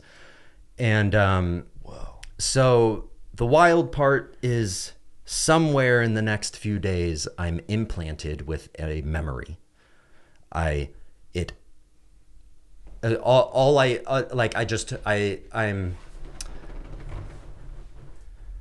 immediately, it's connected. The experience was like implanted later, or maybe I just remembered later, but it felt very much so like, by the way, this happened. And it was when I blacked out. Yeah, when you went out of body, right? When I went fully fucking out of body. I went to a realm that was just like my... so like when I lucid dream, I have my body. Okay, yeah. When I don't have my body, I'm an orb. I'm just an energy ball. Yeah. And it's similar places. Like I feel very much so. It's a similar place. It's just that other whatever the ether is, and it's like calm. It's a quick memory too, but it happens quickly. But so much is going on. I come to just black, and then all of a sudden I'm in the mountains, and I'm going through the roads in the mountains, and everything is like tinted blue. It's blue. It's almost like the movie Contact. Do you remember? That's crazy. Come on, dude. That's crazy. I'll have to explain that. That's a wild synchronicity. I just watched it for the first time a couple months ago. The ending of Contact. I'm telling you, is just like that. It's that hue. That hue where it's kind of dark and it's blue. That's wild, dude. We're going to talk about Contact later. And I'm going through the mountains, and I'm like, so my brain, I'm perceiving things the way you would as a human, experiencing our normal human life. And I'm like, oh, I must be in the car. And I look down, and I'm like, I don't have any legs. And I'm like, I'm an orb. And I was like, this is just like in Halo when you're creating the worlds and you're just an orb. The Forge. Yeah. I was like, I'm in Forge land right now. This is crazy. And then I start perceiving, oh my God, an old friend or somebody I haven't talked to in forever is calling me. Where's my phone? I'm like, oh yeah, I don't have a body, and I don't have a phone, and I'm not in a car. I'm just going down the mountains. But I'm getting a call from somebody, and I hear this, it sounded like this very deep Russian language, Russian, like with Aboriginal, like, and that starts happening. Then very quickly that morphs into just clear, calm, male English voice. So, and I'm like, oh my God, I can't believe I'm talking to you. It's been so long. And then the voice says, I know, Cam, that's how it works. And then it's gone. And I have this sense of like, fuck you, bro. Like you can't suck me into your realm and tell me that's the way it works. After I say I haven't, oh my God, I have no idea who you are. And I'm so excited to talk to you. And we haven't talked in so long. And then you just leave me hanging with, that's how this works. And it was, I when I was listening to Paul, Paul Senior and Junior, I had so many parallels with his story and in his life.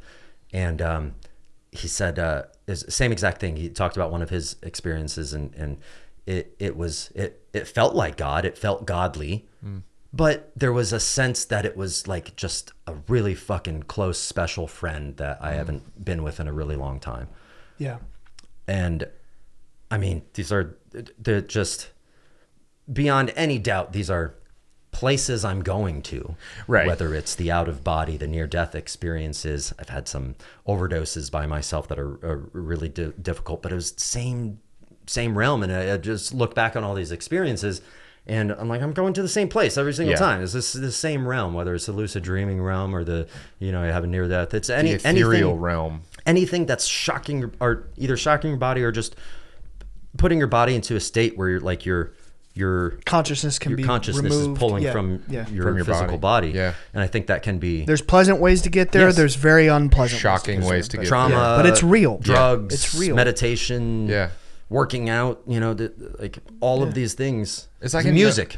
Oh, yeah. It's like in Doctor Strange when she like punches his like consciousness out of his body. It's like contact, bro. But then he can later do it like at will. It's like there are shocking, crazy ways that will force you into that state, or there are ways to get there willingly. But it's all like the same place. So you had like a familiarity. You just knew. At this point in my life, I'm very like it's this beautiful place where you're completely at peace, because there's you feel none of the things you feel with your body, like anxiety and your chemical things, all the chemical things that your body makes you think you want to do or that makes you feel. It's all chemical mind tricks. None of those, all those are gone. You're just at peace. But I could still perceive the sense of like humor and joy. Yeah. I was like, I Laughter. fucking haven't talked to you in forever, and you're gonna tell me that? Okay, see ya. You know the Oh, dude. You guys know the Hopi, like the Native American tribe? Yeah. They have an old legend, and it's like that. It's like an old Hopi elder would tell the story where it's back in the original world before being on Earth, when we're all just spirits of light, and we're hanging out, and it's like they're observing that there are spirits that hop down into the Earth world because they want to experience the dream. Yeah. And it's like people are hopping in, and then it's like, oh no, he hasn't come back for a while. Maybe we should hop in and get him. And hop in, and then, oh no, they haven't come back for a while. And it's like they keep hopping in and hopping in and hopping in, and it's like you come to Earth, and then you forget where you're from. Yeah. And you're just having this experience here, but it's like really you are that being up there that's like, man, I wonder what it would be like to hop down into Earth for a little bit. You know what I mean? This is the dream. Yeah, and like every culture has some iteration of that, bro. Oh, yeah. That there's a familiarity with the other side, that like you're really just kind of incarnating here for a temporary, tiny little amount of time. Maybe it's millions of lifetimes. Maybe it's thousands. I don't know. But in the span of everything, maybe it's eternity. Yeah, but really it's just a speck. Yeah. Compared to like the real existence, and Totally. it's deep. Your experience is very profound. That is shocking, man.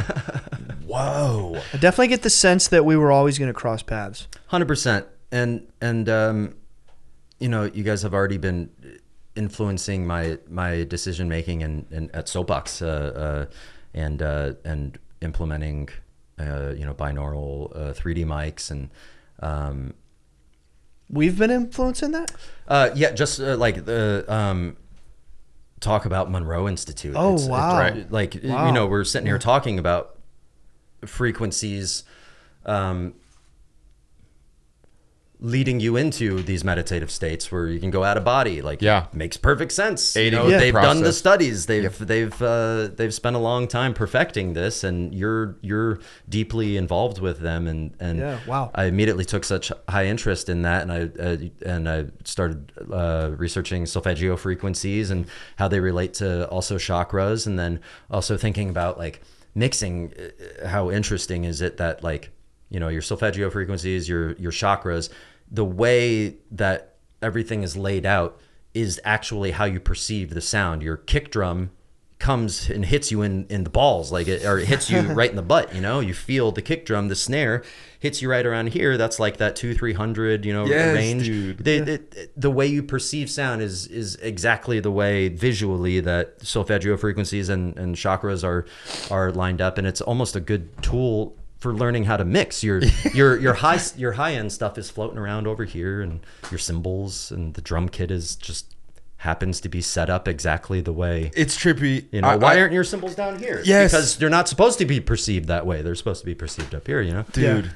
I noticed the same thing, and I would try like boosting some of those like solfeggio tones, and they would like resonate and do weird stuff. I showed Emily at one point. I like recorded a video like, look at this, look at what happens when I'm like boosting this specific frequency. It would start like spiking like crazy and resonating.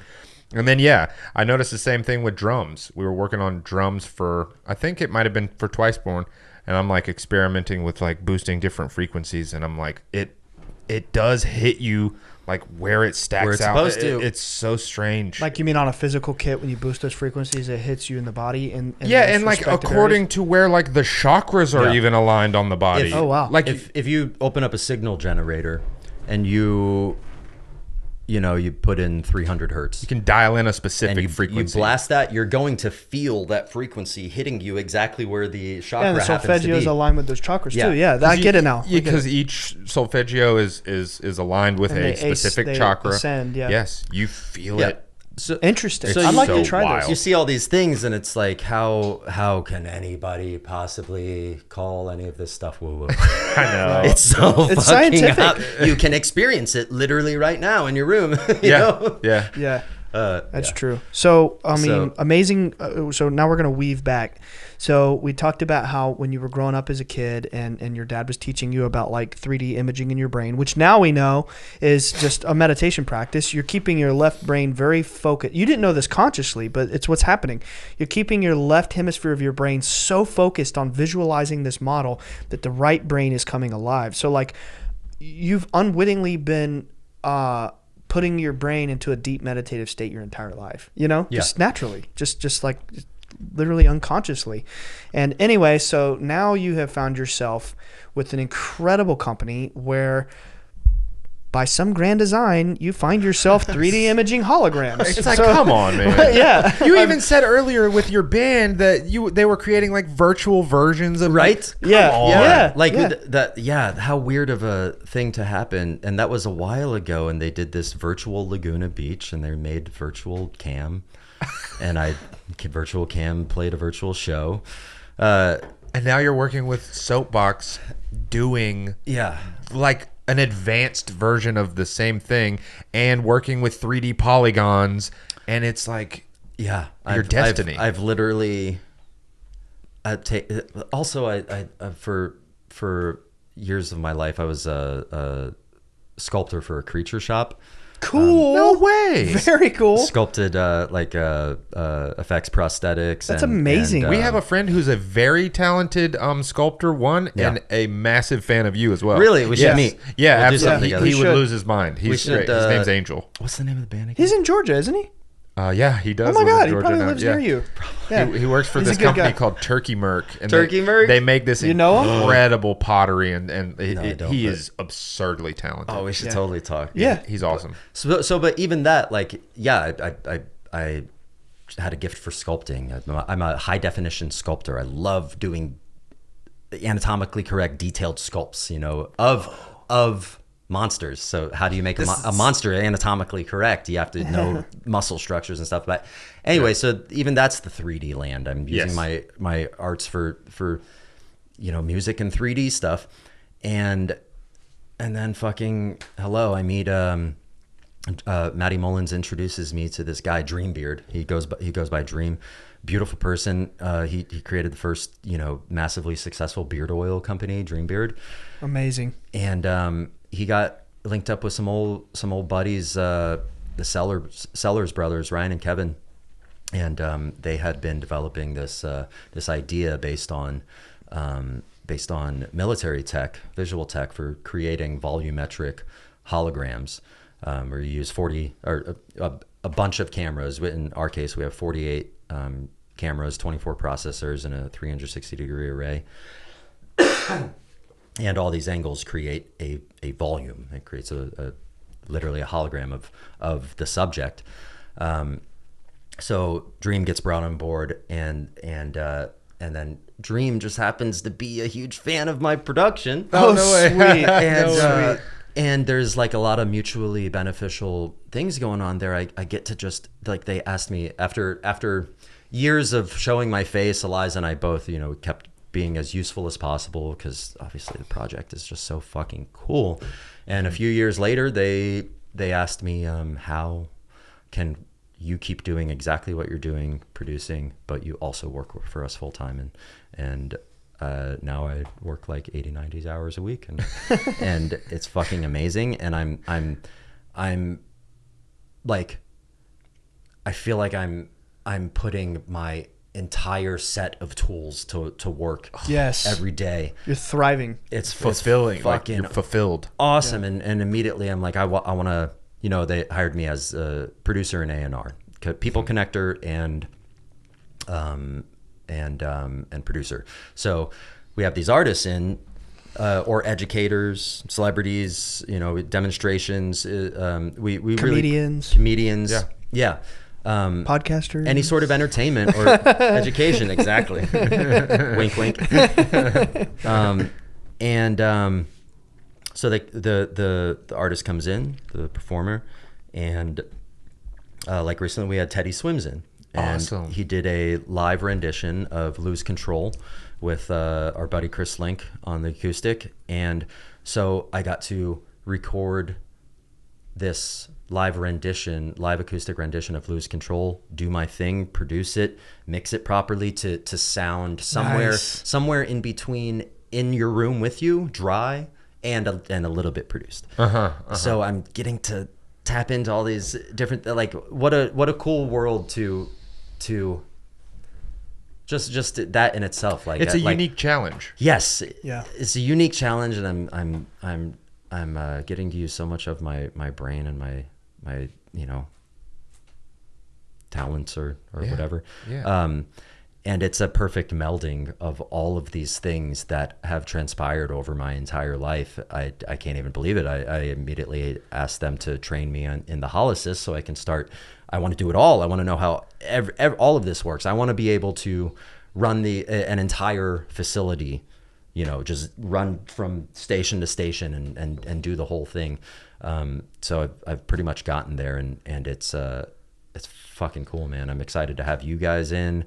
And I'm so excited. Possibilities are. We'll just have to take a trip, man, and just like geek out. And yeah, we got a little taste of it last night. It is truly mind blowing. Nick and I showed up to a Waka Flocka concert in my kitchen. Dude, Flocka was straight up like performing in the kitchen and shit, and I was like, "Oh my god, he's right there. He's huge." I want to peep the T-Pain one. And I can't. It's not out yet, but for that. Oh, we'll show you all the unreleased stuff too. That's coming up. Yeah, we got to show Alex, but like after we wrap, because Alex didn't get to see it last night. It's really cool, dude. He brought a headset.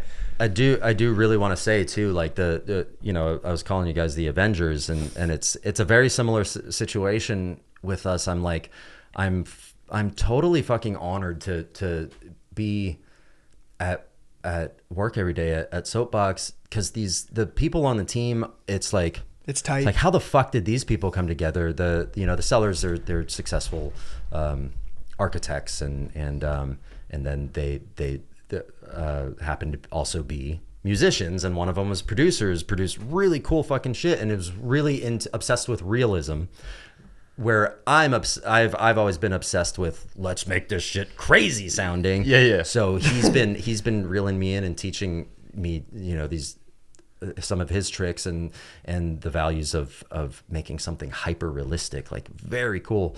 Like we have Jim Barber, who, you look up Jim Barber, he's a fucking legend, Geffen Records legend. He dated Courtney Love for 5 years, like right after Kurt. Whoa. Like he's deeply involved in a very epic part of the music industry. And Dreambeard, obviously, Eliza, the fucking joy of my life. That's so cool. She runs marketing. Yeah, and dude, there's so many parallels. How awesome is that? Like, my wife does that for our team. Yeah. We also have one of our A&Rs is Corey Richmond, and he's like a uber famous gallerist from Miami. Wow. Yeah. What is a gallerist? Like gallery stuff, or? He was okay. He was a gallerist for a super duper famous artist. I'm talking, they just go from, like mansion life and they would like super luxury, like high class, high profile artists, and wow. and he would. I'm probably butchering all this, but yeah, he handled the galleries. He would manage his galleries. Very cool. And manage his life in a lot of ways. From what I hear, he watched his kids and stuff. He was gallerist plus caretaker of this family. Just, he's a legend. and then we got John Bicknell, the one of our developers and tech guys, genius level. He's handling all of our storage and our server room, and then we have a few people from overseas on our dev team, like Joris, like software developers. Yeah, and it's just all these magnificent people. I'm like, I feel so out of place. And then coming here too, I'm like, what the fuck? What am I doing with all these people? Like I told you I felt the same last night. I'm half retarded, you know. You obviously belong, man. Like, that's wild. You guys have such an awesome team. Like, y'all are the Justice League, bro. Yeah. We're the Avengers, bro. Yeah, they're the Justice League. Come on now. I'm into that, dude. Yeah. That's sick. I was thinking the same thing. Like, they're like a team, but it's just like a different team, but it's the same. It's the Justice thing. League. You know, it's the same thing. Yeah, the Justice League, and the Justice League, my favorite. Yeah. You know, I love the Avengers too. But I was telling you the same thing last night, bro. We were out in the garage, and I was just like, man, I've always felt like I've had imposter syndrome. That's like, crazy, yeah. I was telling Cam last night, like, there's been many times that I have felt like we're just pretending. Mm-hmm. Like, you know, we're making a podcast, but, like, anybody can do that. It felt like we were just, like, you know, just, like... No, I feel it, too. You know, but... I feel it, too. And then you meet people in person that tell you how the little thing that you do that you think is nothing or whatever... Yeah. impacts their lives and has changed their lives, and it's real. And then you're like, now it's real. Whoa, it's very real. You guys are doing, I mean, arguably the most important shit in fucking humanity. Oh, come on, man. I'm serious. I'm serious. That's very kind. But in actuality, the what attracted me so much to the Bledsoe story is that it's the only version where it's fucking positive, bro. And that's the first, like, ding, ding, ding, you know. You mean like the UFO stuff? Yeah. And any of this world, this is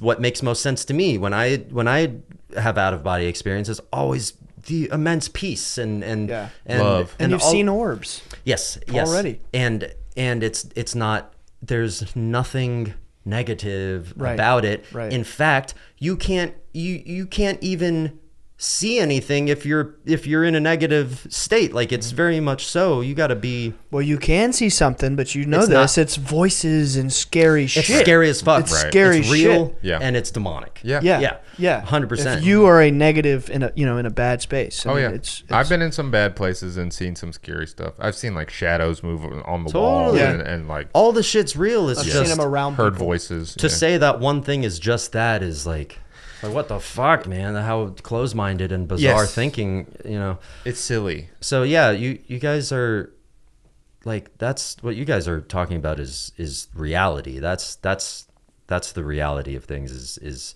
the positive version. And once you realize that, you see that, oh, well, that's the immediate red flag. How do I know if something is bullshit, if it's being presented me as demonic and this terrible thing that I should avoid? I guarantee that's the thing that I should spend the most time paying attention to.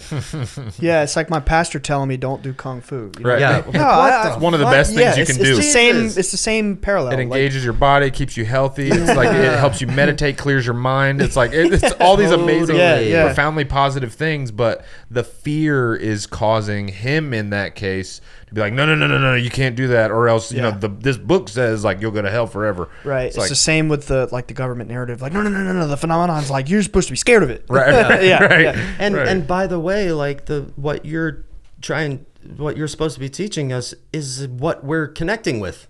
You know. Yeah. Like why not tell your peers that there's easy ways to make these connections. And you know, whatever. and they'll benefit you. Yeah. And they're positive. They'll enrich your life. Another red flag. It's like if you're not doing the obvious thing to help lift up the people around you, it's a red flag. For sure. It's true. It's true, man. It seems so obvious from the inside. And then from the outside, it's these people. It's fear and confusion. And so to a certain degree, you almost like, at least I am like, I try to have some grace and understand like they're only operating out of fear. And then I just wish, I'm like, I know that they'll have their opportunity to see that it's not a scary thing. It's a positive thing, and it could enrich your life. And, you know, so you got to have grace. Who doesn't want to be more spiritually connected to whatever fucking higher power whatever your perception of things is, something greater than yourself? Who doesn't want to be more spiritually connected to something positive? And who doesn't want to realize that they're capable of out-of-body experiences and connecting to other realms? Like, you can just do it. You can learn how to. I mean, I tend to think it's everybody. It's if animals, you know, you have animal. What is it called again? Morphogenetic resonance. Yes. Yeah. We're animals. Yeah. Like, this is an innate thing obviously an innate thing with living beings that is probably suppressed for nefarious reasons, you know? Yeah. Absolutely. I think so too. But yeah, I mean, you guys are making people aware of this information. That's a huge fucking deal. And I think obviously you're seeing that you've created a wave that now you can just ride and watch the magic happen. You know, there's overwhelming amount of people finding deep interest in this, and you got people like Dax come in, and he was awesome. Bonkers. Yeah, he is awesome. Yeah, he's a good guy. It is definitely bonkers, and it does feel like a crazy wave, especially for me, because for me, I was just like, oh, my friend needs help telling his family's story. Yeah. I'm in. Yeah. And then it was just like, sure, what's next? It's just like, yep, whatever's next. I'm taking it one step at a time, and the whole ride is crazy and bizarre. And then you're watching orbs manifest into bars that turn into wings flying away. Fuck me, exactly. bro. Those videos are I showed him all the videos. I think you were with me. Yeah. It is nuts. Yeah. But you know, for me, it was just, I just want to help my friend tell his story. And then 2-3 years later, there's people telling me that like something I said on the show is like, has impacted their lives. And I'm like, oh my God, this is really important. It's because it's making this thing that most people have experienced some iteration of in their life, but don't know how to describe it or just pass it off as something, you know, it's a fucking satellite. But I felt so great afterwards. I don't know why. or nobody will listen to them when they try to talk about it, and or they're really afraid depressing. to talk about it. Yeah, it's like, this is so special to me, and like I can't talk to anybody about it. Yeah. A big realization I had, or little synchronicities or you know, psychic moments. I just wanted to mention,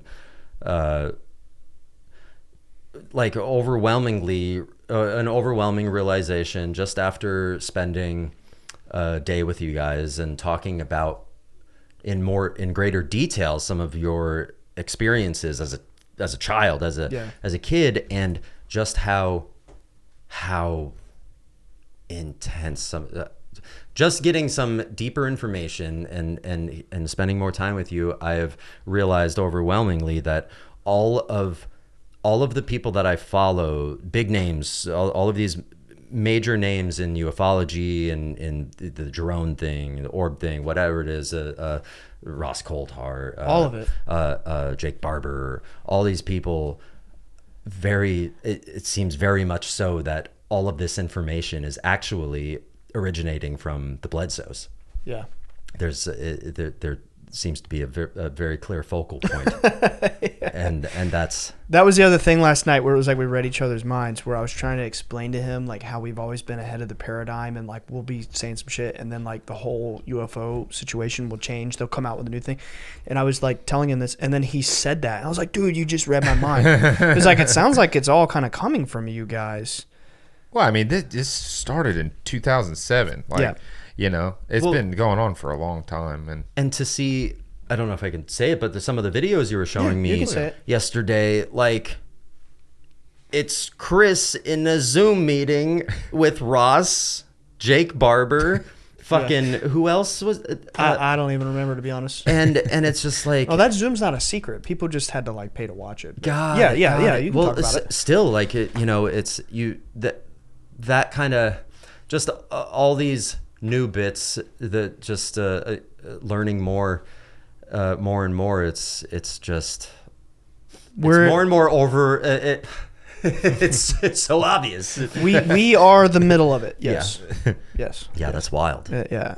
And that's so again, I'm a fanboy, and I'm honored. Nah, to be dude, here, you're not a fanboy. You're like part of the crew. Part of the Avengers. Omi. Yes. Yeah, Omi gang. Omi society. No, we feel the same way about you, man. Like it's a beautiful synergy. I think Absolutely. we're all mutual admirers of each other's work, and you know, us coming together, beautiful things will unfold from this. Yeah, they already are, and they certainly will continue to do so. Hell yeah. And you know, thank you for coming. I think that's a beautiful place to wrap, dude. This is an amazing episode. Yeah, thank you so much for sharing like your experiences. And I just want to say, like, just seeing who you are as a person now, like, I'm very proud of you. Thank you. Having come from those dark experiences and dark places, a lot of people don't bounce back from that shit, man. Yep. Yes. I've seen it very happen. Lucky. And yeah, I mean, lucky, but also you put the work in. You cared. You cared enough to say, you know, at one point you were like, fuck it, I'm going dark. Yeah. Well, you also had a point where you said, fuck it, I'm going light. Yes. And that shit is so difficult to do.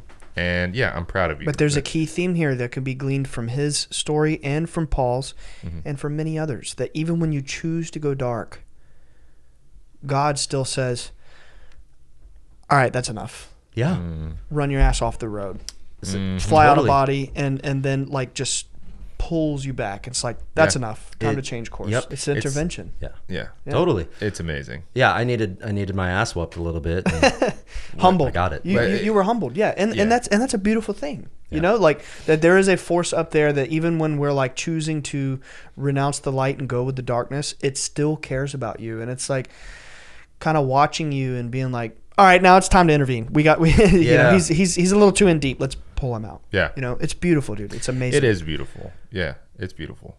It's awesome. I'm happy that you seem like you're in such a good place, and I'm in a great place. I'm happy you have so much love around you. And by the way, I love to it's so special to be listening to, not knowing I'm listening to your recordings, your producing work. And we all got to do something with the band related to with your project. That would be insane. That'd be insane. But let's go. But to be listening to your work and like this theme song, I'm like, fuck, man, whoever's doing this, is like, they know what they're doing. This is fucking sick. And then to meet you and know that you took influence from me is, I love those full circle moments, and I think everybody needs to experience more of that. Yeah, it is full circle. Here we are, face to face. Like it's true, man. Like you were totally the biggest influence for my music production. So thank you for that. Yeah. And I appreciate the kind words. Seriously, thank you so much. Yeah, we're gonna plan a trip to Atlanta. Let's do it. Let's do it. Gotta meet everybody. Is there anything that you feel like you need to get off your chest, or you feel good where we're at? I feel fucking great. Awesome. I'm excited to keep bothering you guys. Oh, dude. Yeah. I'm going to be here a lot. Please. Bring Eliza out maybe to Please. That would be amazing. Azalea. Yes. Yeah, he wants to come for the Azalea Fest. No way. Yeah, for real. That would be fucking awesome. Yeah, let's make it happen. All right, well, you know how we end the show, right? Bye, guys. Right? You remember that? No, I've only. You never make it to the. It's okay. Yeah, I skipped through, and I listened to most of them. Yeah. Oh yeah. Okay. At the very, very end, when it's like time to wrap, it's just a cheesy little. You know how we say bye? I'm like, yeah, people say bye. We literally just say bye, guys. That's it. Do. We just say bye, guys, at the same time. You ready? Okay. Yeah. All right. Bye, guys. Bye, guys. What up, homies? If you like the show and want more, check out patreon.com/Bledsoe said so. This will get you exclusive weekly bonus shows and access to our Discord community with hundreds of open-minded people just like you. If you want to represent the show, go to bledsoesaidso.com for merch. We have t-shirts, hats, hoodies, and more. For all future updates, follow us on Instagram at Bledsoe said so. Same time next week.